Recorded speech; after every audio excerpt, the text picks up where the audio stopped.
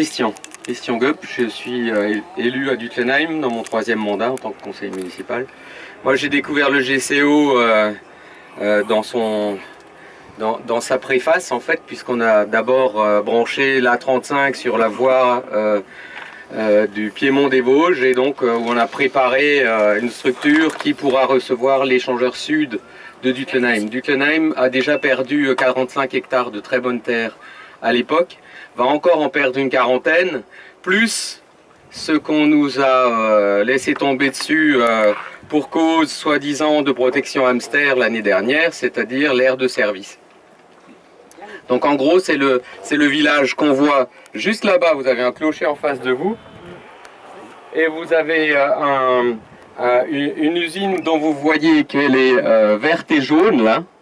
Hein, vous voyez un grand bâtiment vert et jaune. Ben, l'autoroute devrait passer juste à droite de ce bâtiment-là.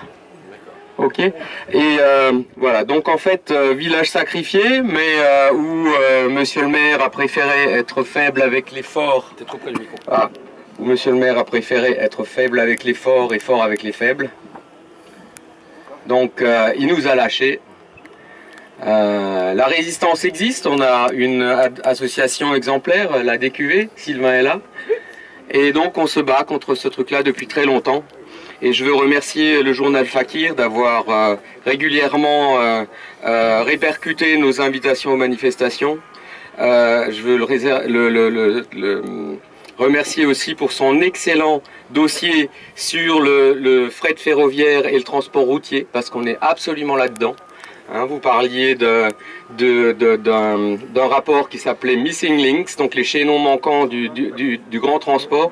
Aujourd'hui, on est là-dedans, puisque la A5, qui est l'autoroute allemande de l'autre côté du Rhin, est en train de passer de 2 fois 2 voies à 2 fois 3 voies sur toute sa longueur.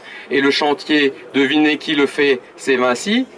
Et de ce côté, vu que les Allemands ont mis de l'écotaxe même sur leur route nationale, eh bien il manquait quelque chose pour ce grand trafic international. Il manquait un passage sur lequel ça revient moins cher. Et donc je vous ai remis ce matin rapidement devant le tribunal un petit document qui montre que pour les camions les plus polluants, passer par l'Alsace aux heures creuses, c'est 78% d'économie de taxes. Qu'est-ce qui va retenir les camions? C'est un petit tronçon au nord de l'Alsace qui est rejoint par une 4 voies qui s'appelle l'A35 jusqu'à présent. Ce petit tronçon, enfin cette 4 voies est prolongée par un tronçon à 2 voies qui passe dans une forêt. Dans cette forêt, il y avait un projet d'autoroute qui a été abandonné en l'an 2000 pour une raison toute simple, c'est que les politiques allemands pensaient que ça ne résoudrait rien de transformer ça en autoroute parce que tous les camions se retrouveraient dans les bouchons de Strasbourg. À l'époque, on a dit, faudrait-il déjà qu'il existe un contournement de Strasbourg? Donc là, on y est. Et certainement que ce petit barreau de 11 km va lâcher aussi dans les années qui viennent si on laisse l'abomination se créer ici. Et à ce moment-là, eh bien, couloir à camion, nous sommes encaissés entre la forêt noire et les Vosges.